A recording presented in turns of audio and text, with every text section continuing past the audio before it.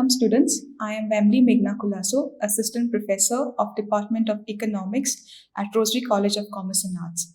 In this particular module, we are going to record module number 38 and the name of the module is Production Function. This module is open for the students of first year BA Economics. The lecture outline is as follows. First, we are going to understand the meaning of production function. Second, we are going to understand the various types of production function. Upon completion of this module, the student will be able to understand the meaning of production function and understand the various types of production function. Let us try to understand the meaning of production function first. Now, before we actually try to understand the meaning of production function, it is important to understand the meaning of production. So production in economics is the result of cooperation of four major factors. They are land, labor, capital, and enterprise. Now this is evident from the fact that no single commodity can be produced without the help of any of these four factors of production. Therefore, a particular producer, a profit maximizing producer, combines all the four factors of production in a technical proportion. Since the aim in economics of every producer is profit maximization, he tries to put forth a combination which is going to maximize his profit at an optimum level.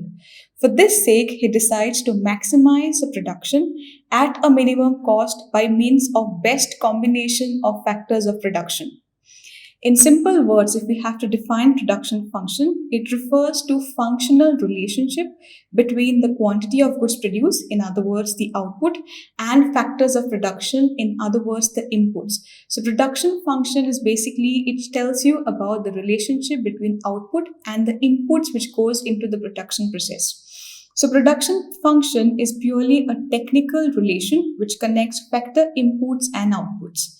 Mathematically, if we have to frame this kind of a relationship between inputs and output, it can be expressed as Q, which is the dependent variable, which is a function of labor, capital, and land. So basically, in front of you, you have a mathematical expression of it, where Q is the quantity of output, L stands for labor, C stands for capital, and N stands for land. So we have three different types of production function. One is linear production function, the other one is Leontief's production function, and the third one is Cobb-Douglas production function. Let us try to understand the first one, that is linear production function. Now, a linear production function is given by the following term, wherein you have Q, which is equal to alpha into K plus beta into L. Now here, if we have to expand this particular equation, we state that Q stands for output, K and L are the two inputs which goes into a production process, and alpha and beta are the two constants which are expressed in the equation. So production function of this form represents inputs which behave as perfect substitutes to each other in the production process. For this reason, the marginal rate of technical substitution, which explains the slope of an isoquant, is constant along an isoquant, resulting in a straight line downward sloping isoquant curves. The next type of production function that we have is Leontief production function. Now, production function technology sometimes could be such that factors of production must be employed in fixed proportion. For instance, to produce a unit of output, capital and labor must be employed in proportion of 2:1 so that no output increase could be possible by increasing the units of capital alone or of labor alone, or of both in different ratio of 2:1. So Leontief production technology represents the case where inputs must be combined in fixed proportion. For this reason, it is also called fixed proportion production function. So the other name for Leontief's production function is fixed proportion production function. Factors of such production function behave as perfect complements to each other in the production function. Basically, whenever you have this type of production process that we have, the factors of production like land and labor, they work as complementary factors. That is, to produce a particular good, you need to combine these two factors in a fixed proportion. The third type of production function is Cobb-Douglas production function.